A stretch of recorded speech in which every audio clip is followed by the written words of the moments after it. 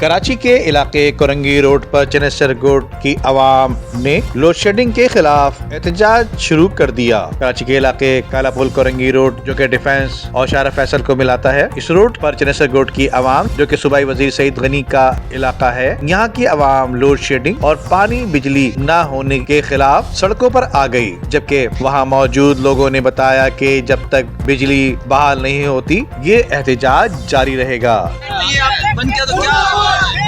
ये बदमाशी है। हर पूरे पीएमडी आवाम जो बेकाबू हो गई थी, कोई लोगों को 4 बजे से लाइट नहीं है, सोचे बड़ी परेशानी हो रही थी। आवाम सड़कों पर रहती है,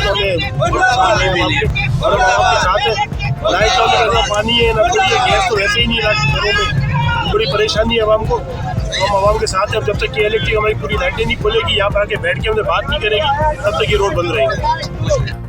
नदीम सिद्दीकी, मेट्रो 7 पाकिस्तान। उम्दा में पकाएं और जी भर के खाएं।